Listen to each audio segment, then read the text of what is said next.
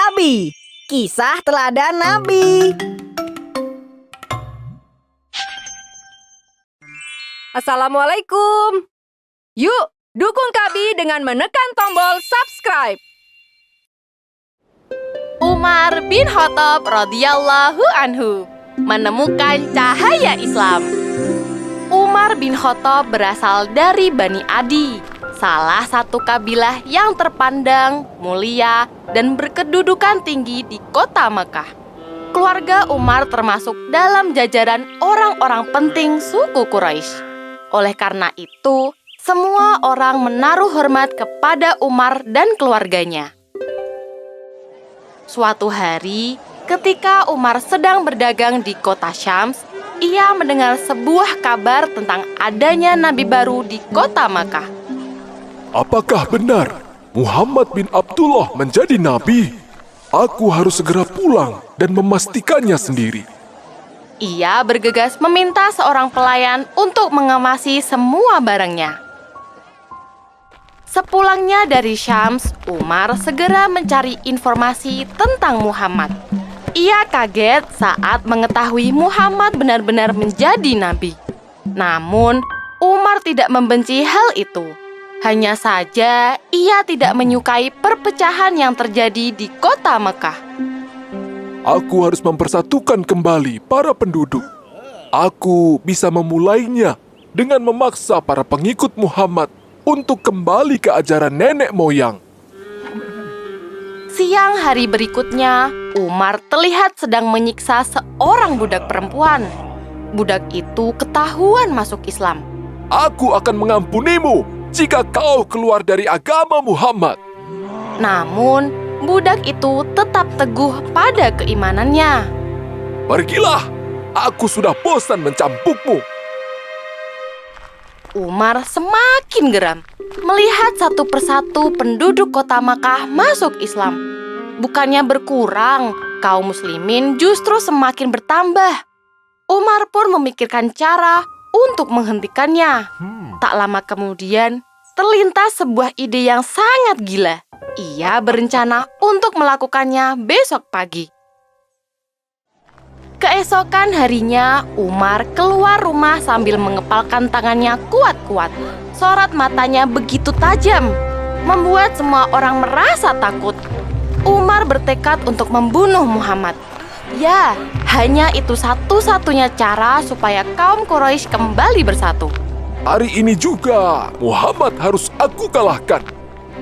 Namun, di tengah perjalanan, ia bertemu Nu'aim bin Abdullah. Wahai Umar, kamu mau pergi kemana? Aku ingin membunuh Muhammad. Dia telah memecah belah kita. Umar terus melangkah, tetapi Nu'aim mencekal tangan Umar. Apakah Bani Manaf akan membiarkanmu hidup setelah engkau membunuh Muhammad? Tidakkah engkau lebih baik mengurusi keluargamu sendiri? Wahai Nu'aim, siapa keluargaku yang kamu maksud? Saudaramu perempuan, Fatimah, dan suaminya sekaligus sepupumu sendiri, Said bin Zaid. Aku dengar mereka telah masuk Islam. Kau harus menyadarkan mereka terlebih dahulu. Hei Nu'aim, jangan menuduh sembarangan. Apa kau bisa membuktikannya? Kau bisa pergi ke rumah adikmu untuk membuktikannya. Hati Umar langsung bergemuruh. Pikirannya kacau. Ia sangat berharap berita itu tidak benar. Tak lama kemudian, Umar sampai di rumah adiknya. Samar-samar ia mendengar lantunan syair yang sangat indah. Umar mengepalkan tangannya kuat-kuat, menahan amarah yang bergejolak di hatinya. Astaga, aku pernah mendengar syair itu dari budakku yang masuk Islam. Jika adikku benar-benar masuk Islam, aku akan membunuhnya dengan tanganku sendiri. Seruan Umar itu sangat keras, hingga terdengar sampai ke dalam rumah. Ya Allah, bagaimana ini? Kita harus segera menyembunyikan lembaran Al-Quran ini. Cepat, sudah tidak ada waktu lagi. Guru, selamatkanlah dirimu.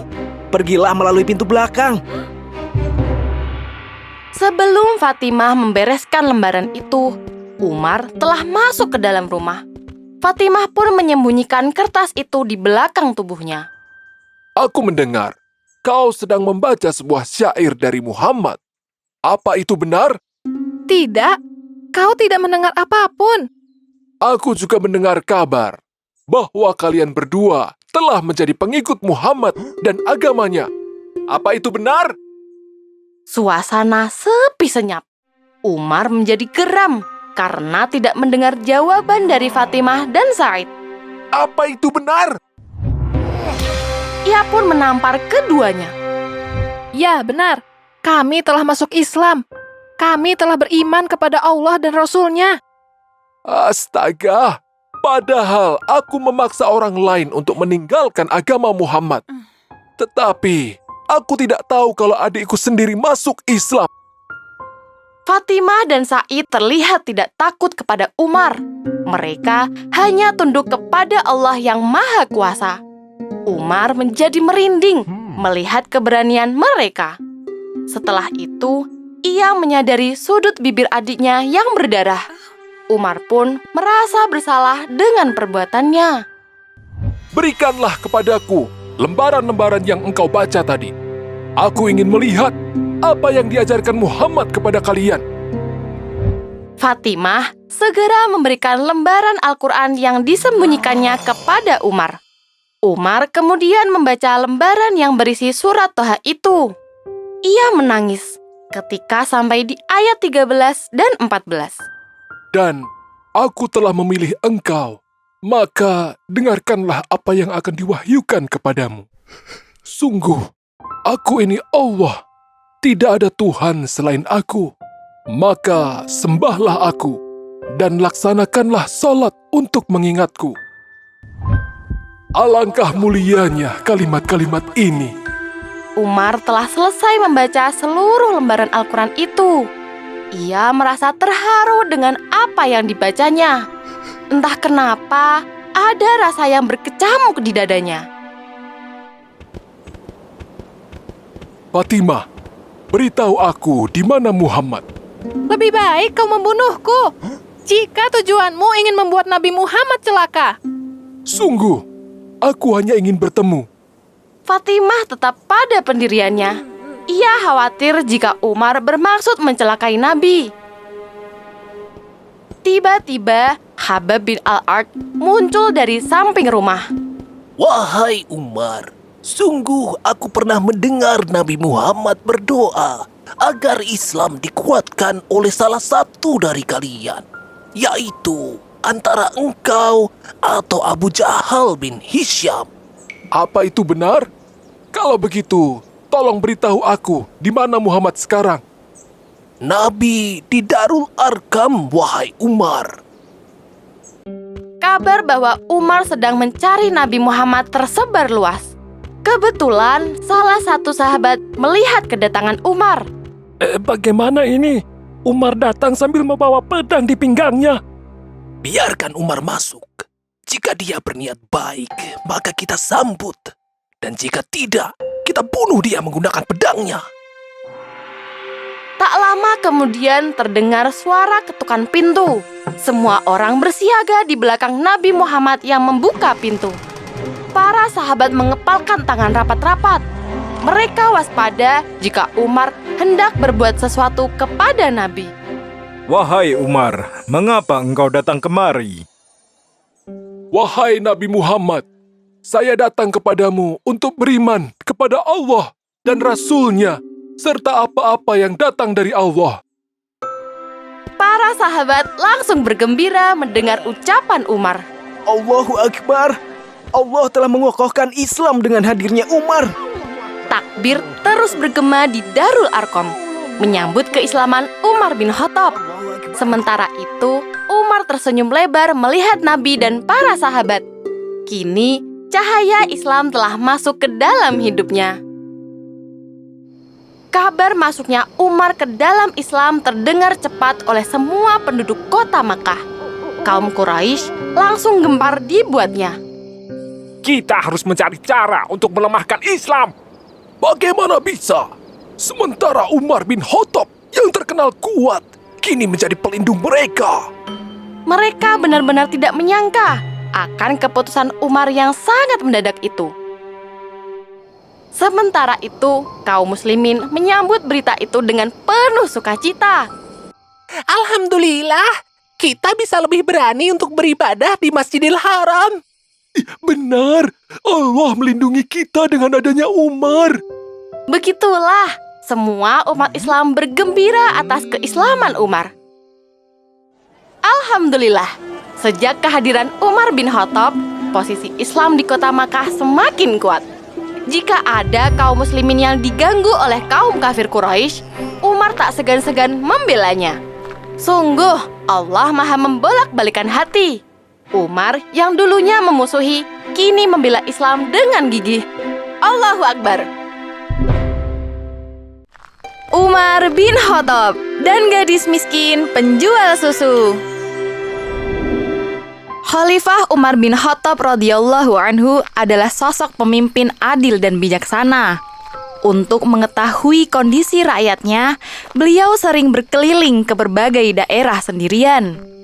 Khalifah Umar melakukannya dengan cara menyamar, agar tidak diketahui identitasnya.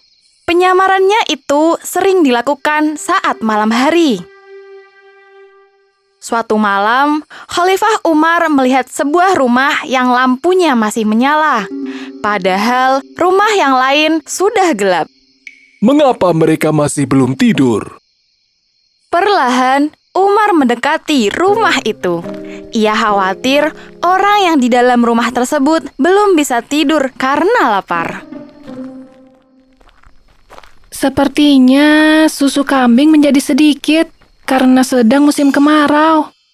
Khalifah Umar mendengar percakapan antara seorang anak perempuan dengan ibunya. Ternyata mereka sedang bersiap untuk berdagang esok hari. Semoga padang rumput semakin subur ya, Bu. Aku harap kambing-kambing kita gemuk. Jadi susu yang kita dapatkan pasti lebih banyak dari ini.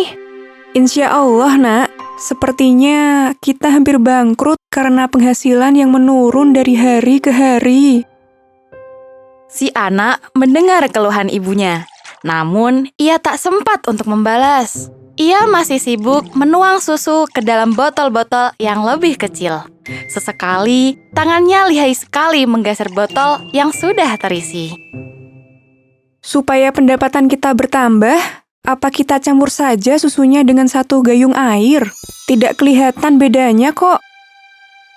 Seketika, si anak menghentikan aktivitasnya setelah mendengar usulan itu.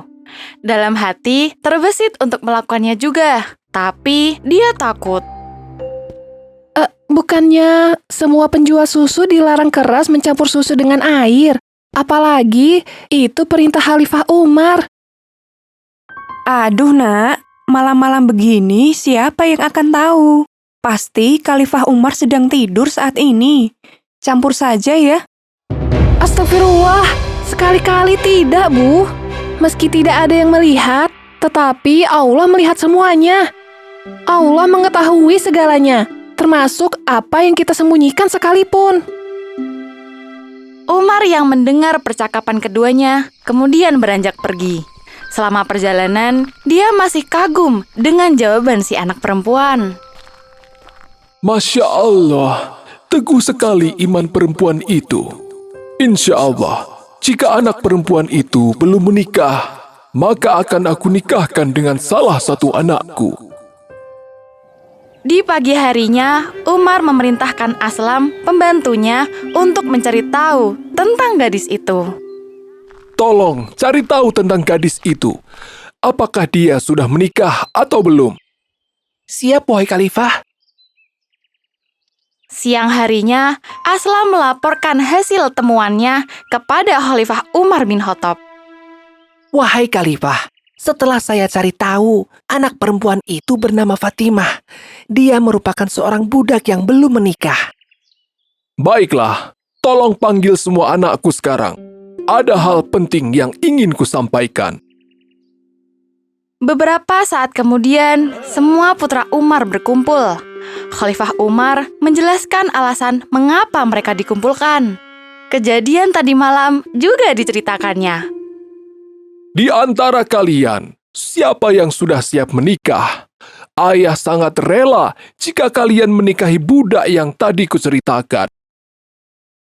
Ashim, salah seorang putra Umar, mengangkat tangannya. Nikahkan aku dengannya, ayah. Insya Allah aku siap. Insya Allah kau akan beruntung, nak. Dia adalah gadis yang takut kepada Allah. Hari berikutnya, Khalifah Umar dan Ashim mendatangi rumah si anak perempuan yang jujur. Bismillah, aku ingin menikahkan anakku, Ashim, dengan putri Anda. Kami hanyalah orang miskin. Mana mungkin putra seorang khalifah menikah dengan anakku? Allah tidak melihat seseorang dari jabatannya. Allah hanya mengukur ketakwaan kita saja. Benar, aku sudah menyaksikan sendiri bahwa putrimu, Fatimah, adalah orang yang jujur. Aku mengetahuinya saat sedang mengelilingi Madinah. Fatimah menolak untuk mencampur susu dengan air karena takut akan Allah. Si ibu terharu mendengar cerita Khalifah Umar. Ia tak menyangka bahwa perbuatan mereka diketahui oleh Khalifah Umar. Bukannya dihukum, justru anaknya akan dinikahkan dengan putra khalifah. Saya mohon maaf karena berniat curang, wahai khalifah. Terima kasih karena tidak menghukumku atas kejadian ini. Akhirnya, setelah mendapat restu dari ibunya, perempuan penjual susu itu menikah dengan Ashim. Wahai ayah, kami meminta doa restumu untuk keluarga kami. Semoga Allah memberikanmu keturunan yang baik. Pernikahan Ashim dan Fatimah dipenuhi berkah. Dari keduanya, Allah memberikan karunia berupa anak keturunan yang soleh. Semoga kita selalu diberikan hidayah untuk selalu berbuat jujur kapanpun kita berada. Amin. Ali bin Abi Thalib, sang pintu ilmu. Ali bin Abi Thalib adalah putra dari Abu Thalib, paman Rasulullah.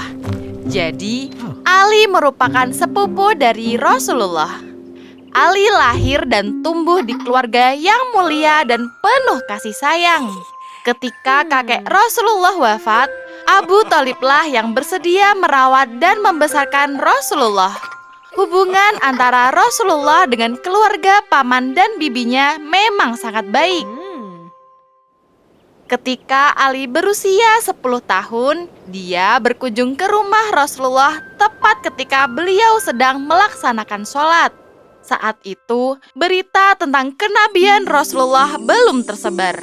Dan orang yang memeluk Islam serta mempercayai Rasulullah baru Siti Khadijah, istri Rasulullah saja. Ali merasa penasaran pada apa yang dilakukan sepupunya itu. Muhammad, apakah yang engkau lakukan? Rasulullah kemudian memberitahu tentang Islam kepada Ali, bahwa Islam adalah agama yang dirahmati oleh Allah Subhanahu wa Ta'ala, dan Islam merupakan agama penyempurna. Sedangkan beliau adalah nabi yang diutus oleh Allah Subhanahu wa Ta'ala. Rasulullah mengajak Ali untuk memeluk Islam. Namun Ali berkata, Sesungguhnya agama ini sama sekali belum pernah aku dengar. Karena itu aku harus berunding dengan ayahku. Rasulullah meminta Ali untuk merahasiakan hal ini. Beliau khawatir ajarannya akan tersebar sebelum Allah memerintahkan untuk disebarkan. Ali, jika engkau belum mau masuk Islam, sembunyikanlah dahulu kabar ini. Mendengar ucapan Rasul ini, Ali pun kembali berpikir dan akhirnya dia merasa yakin bahwa apa yang dikatakan oleh sepupunya adalah benar. Ali bin Abi Thalib termasuk ke dalam orang yang sangat dipercaya oleh Rasulullah. Ia banyak membantu Rasulullah dan selalu berada di dekatnya. Ali memiliki banyak sekali kelebihan. Akhlaknya mulia, pemaaf, penuh kasih sayang, tegas, dan sangat cerdas. Ketika Ali masih muda, dia berada di bawah bimbingan Rasulullah secara langsung. Ali dikenal sebagai seorang Muslim yang memiliki pengetahuan luas. Hal ini karena dia belajar langsung dari Rasulullah. Rasulullah pernah bersabda, Aku adalah pintunya ilmu, dan Ali adalah kuncinya. andai ada 10 orang bertanya dengan pertanyaan yang sama, pasti Ali akan menjawab dengan 10 jawaban yang berbeda. Karena itulah dia sering disebut sebagai kunci ilmu. Setelah Rasulullah wafat, banyak kelompok yang berusaha untuk menjatuhkan Islam. Salah satunya adalah kelompok Yahudi. Kelompok ini menetap dan tinggal di Mekah. Dan setiap ada kesempatan, mereka selalu bertanya hal-hal sulit hanya untuk menguji para ulama. Mari kita datang kepada Umar. Dia pasti tidak akan mampu menjawab pertanyaan kita. Maka, salah satu perwakilan pendeta Yahudi pergi menemui Umar bin Khattab. Beliau adalah khalifah atau pemimpin umat Islam kedua setelah Rasulullah wafat. Wahai Umar, engkau adalah pemimpin setelah Muhammad. Aku ingin bertanya sesuatu. Jika engkau bisa menjawabnya, barulah aku percaya jika Islam adalah agama yang benar dan Muhammad memang utusan Allah. Silahkan bertanya tentang apa saja. Jelaskan kepada kami tentang kunci yang mampu membuka langit. Jelaskan tentang sebuah kuburan yang berjalan bersama penghuninya. Sebutkan makhluk yang dapat memberi peringatan kepada bangsanya, tetapi ia bukan golongan manusia atau jin. Pendeta itu berhenti sejenak dan mengamati Khalifah Umar dengan teliti. Dia berharap melihat raut bingung dari wajah Khalifah Umar. Jelaskan tentang 5 jenis makhluk yang dapat berjalan di muka bumi, tapi makhluk itu tidak dilahirkan dari kandungan ibu atau induknya. Khalifah Umar bin Khattab menundukkan kepalanya. Beliau berkata, Bukan hal yang memalukan bagiku jika aku berkata tidak bisa menjawabnya. Sekarang kami bersaksi bahwa Muhammad memang bukan seorang nabi. Islam itu agama yang batil. Pendeta itu merasa puas karena tujuannya untuk mempermalukan para ulama Islam telah tercapai. Namun, tanpa diduga, salah satu sahabat pergi untuk menjemput Ali. Ya Ali, tolong selamatkan agama Islam. Maka, berangkatlah Ali dan Salman untuk menemui pendeta itu di rumah Khalifah Umar. Sesampainya di sana, Khalifah Umar langsung memeluk Ali. Ya Ali, setiap ada kesulitan besar, engkau selalu kupanggil. Rasulullah telah mengajarkanku 1000 macam ilmu, dan setiap ilmu itu memiliki 1000 macam cabang ilmu. Baiklah, aku harap engkau dapat menjawab pertanyaanku. Jika aku bisa menjawab pertanyaanmu, apakah engkau bersedia mengucap syahadat dan beriman kepada Allah, serta mengakui bahwa Muhammad adalah benar utusan Allah? Pendeta Yahudi itu merasa yakin bahwa pertanyaannya tidak mungkin bisa dijawab. Maka dia pun menerima tantangan itu dengan mudah. Asalkan engkau mampu menjawab, maka akan kupenuhi syaratmu itu. Ali tersenyum simpul. Dia meminta sang pendeta untuk mengulangi lagi apa saja yang ingin ditanyakan. Pertanyaan pertama, anak kunci apakah yang dapat membuka pintu-pintu langit? Ali menjawab bahwa anak kunci itu adalah kesaksian atau syahadat yang menyatakan bahwa tiada Tuhan selain Allah dan Muhammad adalah Rasulullah. Pendeta Yahudi itu terdiam. Jawaban yang diberikan oleh Ali memang masuk akal. Dia tidak menyangka jika pertanyaan itu bisa dijawab dengan begitu mudah. Pertanyaan kedua tentang sebuah kuburan yang berjalan bersama penghuninya. Jawaban Ali adalah ikan paus yang menelan Nabi Yunus putra mata. Nabi Yunus merupakan nabi yang ditelan oleh ikan paus dan dibawa oleh paus tersebut mengelilingi samudera. Sebelum Allah menyelamatkan Nabi Yunus, ikan paus itu sama saja dengan kuburan bagi sang nabi. Dan kuburan itu membawanya berkeliling samudera. Pertanyaan ketiga tentang makhluk yang dapat memberi peringatan kepada bangsanya. Tetapi ia bukan golongan manusia atau jin. Makhluk itu adalah semut Nabi Sulaiman. Salah satu semut pernah berkata kepada kaumnya, Hai para semut, bersembunyilah agar tidak diinjak oleh Nabi Sulaiman dan pasukannya dalam keadaan mereka tidak sadar. Pertanyaan terakhir adalah 5 jenis makhluk yang dapat berjalan di muka bumi. Tapi makhluk itu tidak dilahirkan dari kandungan ibu atau induknya. Ali menjawab dengan mudah. 5 makhluk itu adalah Adam, Hawa, unta Nabi Saleh, domba Nabi Ibrahim, dan tongkat Nabi Musa yang dapat berubah menjadi ular. Semua jawaban Ali penuh dengan hikmah. Semua ucapannya mengandung nilai sastra. Indah namun jernih dan dapat dipertanggungjawabkan. Beliau merupakan sosok kunci ilmu yang sesungguhnya. Pendeta itu pun memenuhi janjinya. Dia beriman kepada Allah dan menjadi bagian dari kaum muslimin. Alhamdulillah.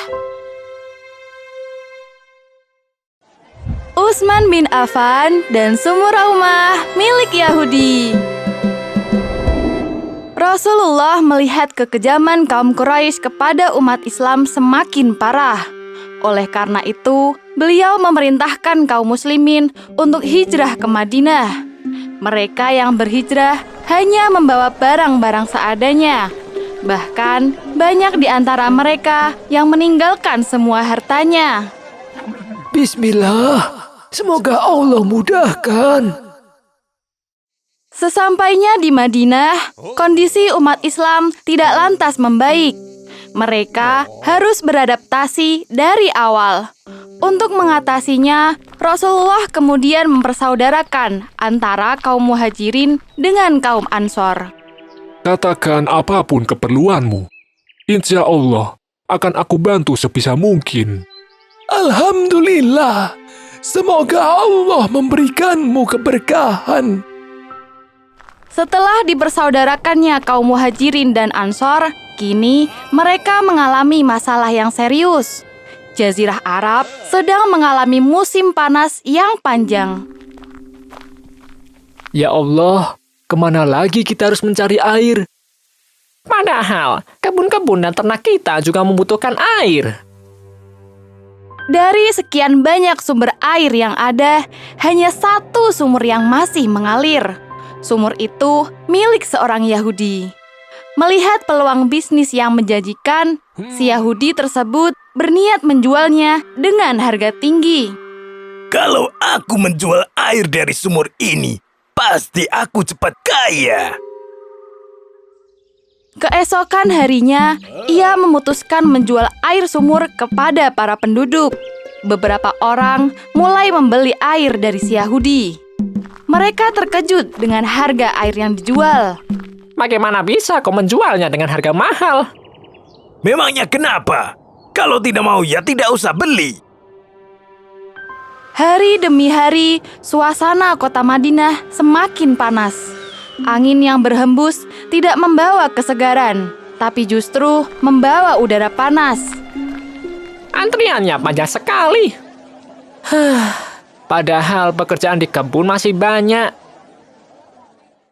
Melihat semakin banyak orang membeli airnya, si Yahudi kemudian menaikkan harga air. Keputusannya pun mendapatkan protes. Yang benar saja, sudah harganya mahal, dapatnya sedikit, kini kau naikkan lagi. Ya kalau tidak butuh, tidak usah beli air. Cari saja sana sampai dapat. Mendengar kondisi penduduk Madinah yang kesusahan, Nabi Muhammad bersedih. Nabi kemudian bersabda dengan lirih, Wahai sahabatku, siapa saja di antara kalian yang menyumbangkan hartanya untuk membebaskan sumur itu, lalu menyumbangkannya untuk umat, maka ia akan mendapatkan surganya Allah Ta'ala. Beberapa sahabat mendengar sabda Nabi tersebut, termasuk Utsman bin Affan yang terkenal dermawan. Ia beranjak untuk membebaskan sumur Raumah dan berniat menyumbangkan airnya kepada penduduk Madinah. Wahai Utsman, mau kemana? Kenapa terburu-buru sekali? Aku ingin membeli sumur milik Yahudi, seperti yang disabdakan Rasulullah. Utsman bertemu dengan pemilik sumur, si Yahudi. Ia kemudian mengutarakan niatnya untuk membeli sumur Raumah. Ada keperluan apa kau kemari? Apakah kau hendak membeli air dariku? Ah, tidak. Aku justru ingin membeli sumur yang kau punya. Akan kubayar dengan harga yang tinggi. Hah? Aku tidak salah dengar? Orang Yahudi tersebut kaget dengan ucapan Utsman. Ia sempat tergoda dengan penawaran yang diberikan. Wahai Utsman, sebenarnya aku ingin menerima tawaranmu. Tetapi aku takut penghasilanku setiap hari akan berhenti jika aku menjual sumur itu. Ayolah, kamu pasti untung banyak. Baiklah, akan kupikirkan terlebih dahulu. Malam harinya, si Yahudi memikirkan tawaran Utsman. Melihat suaminya yang terlihat serius, sang istri memutuskan untuk bertanya. Ada apa suamiku? Kenapa kau terlihat bingung? Aku mendapatkan tawaran menarik, tapi aku ragu mengambilnya. Keesokan harinya, Utsman datang lagi ke rumah si Yahudi. Namun, si Yahudi memutuskan untuk menolak tawaran Utsman setelah mendapat saran dari istrinya. Aku harus menolaknya. Memang bagus, tapi aku tidak mau kehilangan penghasilan harianku. Utsman terkejut dengan jawaban si Yahudi. Meski demikian, Utsman berusaha mendapatkan sumur Raumah apapun caranya. Ia tidak ingin kehilangan balasan surga seperti yang disabdakan Rasulullah. Bagaimana kalau sumur itu aku beli separuhnya? Separuh? Maksudnya? Misal, hari ini sumur itu milikmu, selanjutnya menjadi milikku. Baiklah, aku menerima tawaranmu. Berapa dirham yang akan aku dapatkan? Aku akan membeli sumurmu seharga 20.000 dirham. Dan sesuai kesepakatan, kita akan bergantian mengelolanya. Saat giliran Utsman mengelola sumur tersebut tiba, ia menyumbangkan airnya kepada penduduk Madinah. Wahai penduduk Madinah, ambillah air dari sumur ini sesuai kebutuhan. Kalian juga tidak perlu membayar. Dan ingatlah, air tersebut untuk persediaan kalian selama 2 hari, karena besok sumur ini kembali menjadi milik si Yahudi. Penduduk Madinah mendengar seruan Utsman bin Affan. Mereka segera berbondong-bondong mendatangi sumur Raumah. Kini, mereka mengantri dengan membawa wadah yang lebih banyak dari sebelumnya. Masya Allah, sungguh Utsman memang dermawan. Alhamdulillah, sekarang kita punya air yang cukup untuk sehari-hari. Pada hari selanjutnya, sumur Raumah kembali menjadi milik si Yahudi. Ia tidak melihat satupun orang yang mengantri untuk membeli air. Waduh, kenapa sepi sekali? Jangan-jangan ini karena Utsman kemarin menyuruh mereka mengambil air. Setiap kali giliran si Yahudi, tidak ada satupun penduduk yang datang membeli air. Hal ini membuat si Yahudi rugi besar. Akhirnya, dia pun memutuskan untuk mendatangi Utsman. Kenapa engkau kemari? Aku hendak menjual sumur tersebut kepadamu. Aku merasa rugi karena sepi. Aku menerima tawaranmu. Berapa harga sumur itu? Aku akan menjualnya seperti engkau membelinya kemarin, yaitu sebesar 20.000 dirham. Akhirnya, sumur tersebut menjadi milik Utsman bin Affan sepenuhnya. Ia mewakafkan sumur Raumah yang baru saja dibelinya kepada penduduk Madinah. Wahai penduduk Madinah, siapapun bisa mengambil air dari sumur Raumah. ambillah sesuai kebutuhan dan manfaatkanlah dengan baik untuk dirimu dan ternak serta kebun-kebun kalian. Seluruh penduduk Madinah merasa senang dengan wakaf yang diberikan oleh Utsman bin Affan. Kini, mereka tidak perlu bingung untuk mendapatkan air saat musim kemarau. Kini kita dapat memberi makan dan minum untuk ternak kita. Kebun-kebun kita juga dapat terairi dengan baik. Semua penduduk Madinah memanfaatkan air dari sumur Raumah dengan bijaksana. Bahkan, pemilik sumur sebelumnya juga mengambil air dari tempat tersebut. Setelah sumur tersebut diwakafkan, beberapa pohon kurma di sekitar sumur tumbuh dengan cepat dan semakin banyak.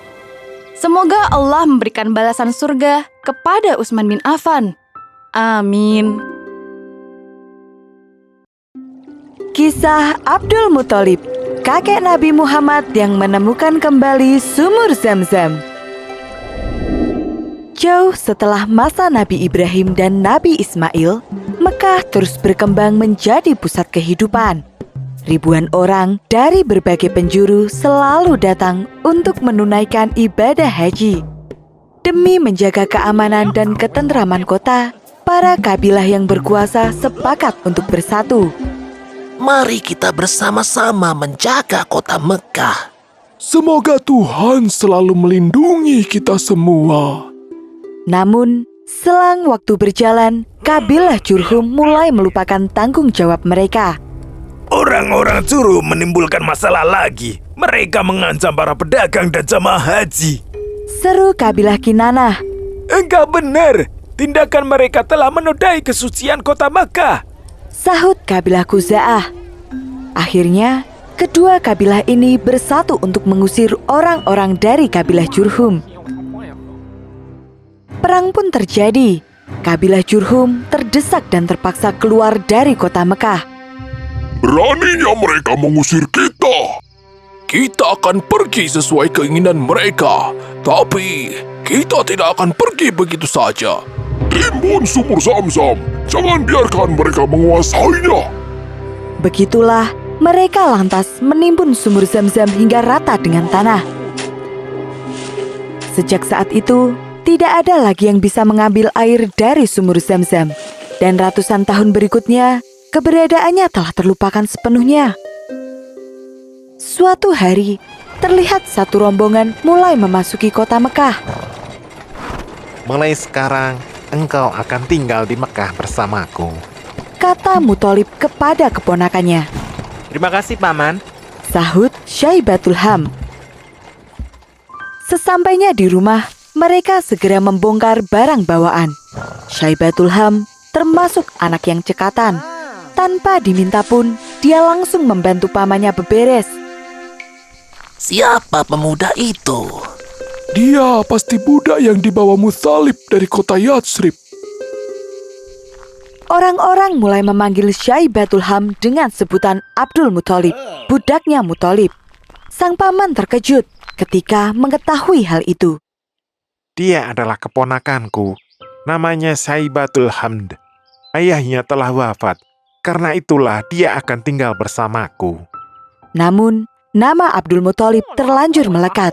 Syaibatul Ham pun tidak keberatan dipanggil demikian. Abdul Muthalib tumbuh menjadi lelaki yang dihormati. Pribadinya yang tenang, sopan, dan bijaksana membuat orang-orang kagum. Karena itulah, ketika sang paman wafat, jabatan pemimpin Bani Hashim pun diserahkan kepada Abdul Muthalib. Engkau pantas menjadi pemimpin. Benar, engkau adalah yang paling bijak di antara kami. Sejak saat itu, Abdul Muthalib menjabat sebagai pemimpin kabilah sekaligus menjalankan tugas yang amat penting, yaitu pemberi minum dan penjamu para jamaah haji, meneruskan jejak sang paman. Ini adalah kedudukan yang mulia. Namun, aku tidak menyangka jika akan seberat ini. Sebentar lagi, musim haji akan datang, dan dia harus menyediakan banyak air. Abdul Muthalib melakukan segala macam cara untuk memperoleh air. Meskipun itu artinya dia harus membeli dan mendatangkan air dari tempat yang sangat jauh. Bawa semua air ini dengan hati-hati. Baik, Tuan. Selama bertahun-tahun, Abdul Muthalib terus menjalankan tugas ini dengan rasa ikhlas. Hingga suatu ketika, Abdul Muthalib mulai merasa kesulitan. Jumlah jamaah haji semakin banyak, sedangkan jumlah air tidak bisa ditambah lagi. Dia pun berdoa di depan Ka'bah, memohon agar Allah memberikan pertolongan. Ya Tuhanku, berikanlah petunjuk-Mu. Seandainya saja ada sumur di sekitar sini, tentu para jamaah tidak akan lagi kesusahan. Allah memberikan petunjuknya lewat mimpi. Suatu hari, Abdul Muthalib sedang tidur di dekat hijir Ismail. Dia bermimpi datang seorang yang berkata, Galilah Taibah. Apa itu Taibah? namun sosok itu langsung menghilang. Pada hari berikutnya, mimpi itu datang lagi. Sosok itu berkata, Galilah Barah. Apa itu Barah? pada hari ketiga, Abdul Muthalib kembali tidur di tempat yang sama. Dan mimpi itu datang lagi. Kali ini, sosok itu berkata, Galilah Al-Madunah. Abdul Muthalib masih belum memahami apa arti mimpi itu. Dan pada malam keempat, sosok itu datang lagi dan berkata, Galilah Zamzam. Apa itu Zam-Zam? Apakah engkau bersedia menjelaskannya kepadaku? Zamzam adalah air yang tidak pernah habis, melimpah ruah, dan akan menjadi air minum bagi jemaah haji yang agung itu. Posisinya berada di antara kotoran dan darah, di sekitar gagak-gagak bersayap putih berterbangan, dan di dekat sarang semut. Setelah mendapatkan mimpi seperti itu, Abdul Muthalib kembali teringat pada cerita zaman dahulu. Cerita yang diwariskan secara turun-temurun. Aku harus menemukannya. Aku harus menemukan kembali sumur Zam-Zam yang telah dilupakan orang. Apalagi aku bertugas menyediakan air dan makanan bagi penduduk Mekah dan para jamaah haji. Abdul Muthalib lantas memanggil anak lelaki satu-satunya, yaitu Harits. Ambil cangkulmu, ayo kita gali sumur Zam-Zam. Kemana kita akan mencarinya, Ayah? Ayah telah mendapat petunjuk dari Tuhan semesta alam. Beberapa hari kemudian, mereka sibuk mencari lokasi seperti yang dikatakan dalam mimpi. Akhirnya, pencarian mereka berakhir di tempat penyembelihan kurban milik kaum Quraisy, tepat di antara dua berhala besar Isaf dan Nailah. Lihatlah sarang semut dan kawanan burung gagak hitam itu. Ini persis seperti petunjuk dalam mimpi. Mereka berdua pun mulai menggali tanah. Apa yang mereka lakukan ini menarik perhatian orang-orang Quraisy. Hei Abdul Muthalib, apa yang sebenarnya kau lakukan? Aku sedang menggali sumur Zam-Zam. Bukankah sumur itu telah menghilang? Engkau hanya melakukan hal yang sia-sia. Abdul Muthalib tidak menghiraukan pendapat dan pandangan orang lain. Dia terus saja menggali sambil berdoa kepada Allah. Apa yang dilakukan oleh Abdul Muthalib memancing kemarahan para kabilah lain. Sungguh berani sekali kalian menggali tanah di tempat persembahan ini. Kami akan menghentikan kalian meskipun harus berperang. Abdul Muthalib lantas meminta anaknya untuk berjaga-jaga, sementara dirinya terus menggali. Jangan takut anakku. Beberapa hari kemudian, kota Mekah gempar. Tersebar kabar bahwa Abdul Muthalib berhasil menemukan kembali sumur Zam-Zam yang hilang. Ternyata sumur itu memang benar-benar ada ya. Abdul Muthalib memang hebat. Dia bisa menemukannya. Tidak hanya sumur Zam-Zam, dia bahkan menemukan harta yang terpendam. Abdul Muthalib sungguh bersyukur karena berhasil menemukan sumur tersebut. Dengan ini, aku tidak akan kesulitan lagi menyediakan air bersih setiap kali musim haji tiba. Terima kasih ya Tuhan. Ayah, lihatlah semua harta ini. Patung emas, pedang hingga baju besi. Nak, sebagian dari harta itu harus kita gunakan untuk membantu kaum yang lemah. Semasa hidupnya, Abdul Muthalib dikenal sebagai orang yang suka menolong dan mendapatkan julukan Al-Faidah, orang yang amat dermawan. Wahai Abdul Muthalib, apakah engkau akan pergi lagi ke bukit? Benar, para burung telah menungguku. Tidak hanya kepada sesama manusia, Abdul Muthalib juga dermawan kepada para hewan. Dia memiliki kebiasaan menabur remahan roti di bukit agar dimakan oleh para burung. Bersabarlah, jangan berebut. Selama aku masih hidup, kalian tidak akan kelaparan. Kedudukan Abdul Muthalib semakin kokoh, dan dia berhasil menjadi pemimpin yang kuat dan dihormati. Dia memiliki 10 anak laki-laki yang membantunya memperkuat kedudukan itu. Salah satu dari anak lelakinya adalah Abdullah, seorang anak yang sangat baik, lembut, pandai dalam bicara, dan suka menolong orang lain. Dialah ayahanda Nabi Muhammad SAW. Usama bin Zaid, sang komandan pasukan termuda. Pada tahun ke-7 sebelum Hijriah, lahirlah seorang anak laki-laki. Dia adalah Usama bin Zaid, anak dari pasangan Zaid bin Harisah dan Ummu Aiman. Keduanya merupakan orang-orang yang dicintai Rasulullah. Masya Allah, Allah berikan keberkahan untuk anak ini, anak dari orang-orang yang kucintai. Sejak kecil, Usama tinggal di lingkungan rumah Rasulullah, sehingga ia memeluk Islam sejak dini. Dia adalah si Usama, Al-Hibba Ibnul Hib, kesayangan dan anak kesayangan.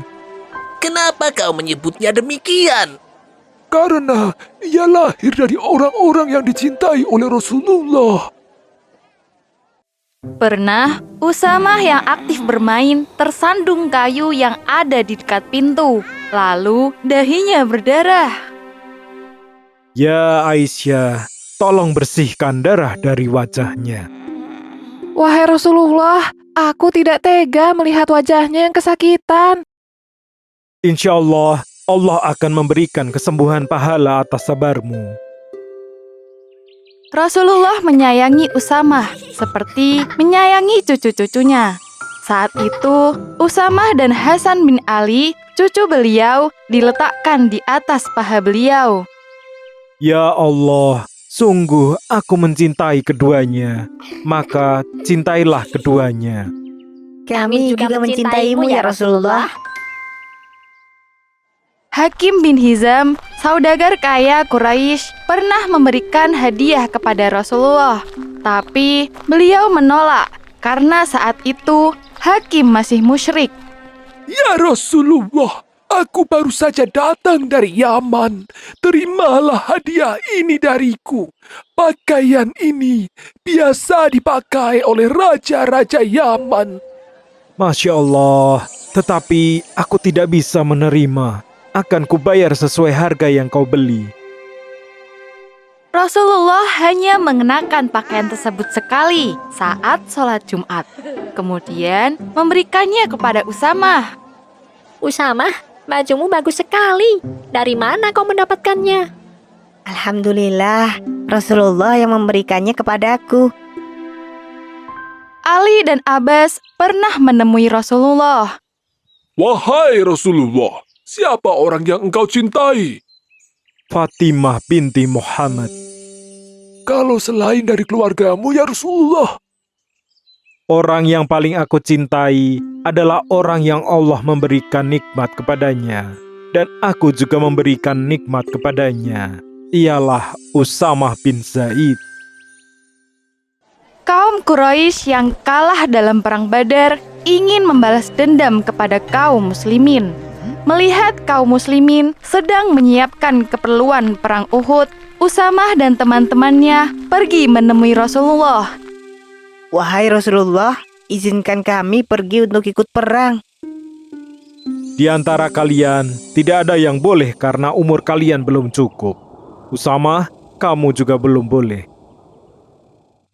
Beberapa tahun kemudian, ketika perang kembali pecah, Usamah menghadap Rasulullah lagi. Ya Rasulullah, aku sudah besar. Izinkan aku untuk ikut dalam perang ini.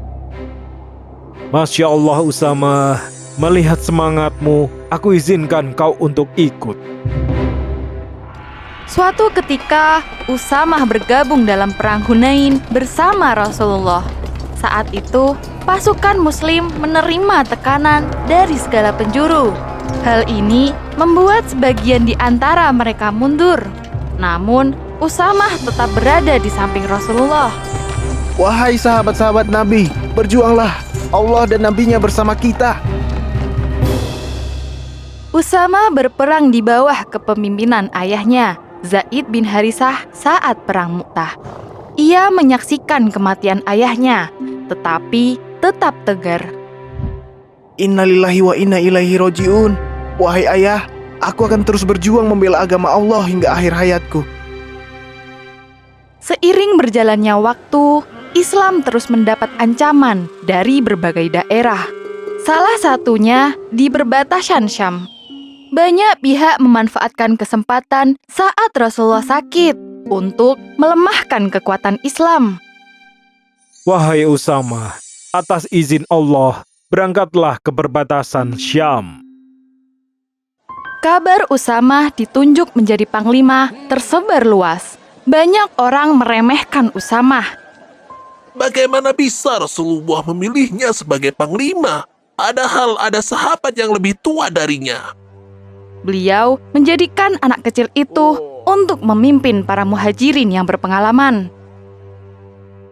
Berbagai komentar tersebut diketahui Rasulullah hingga membuat beliau naik ke mimbar.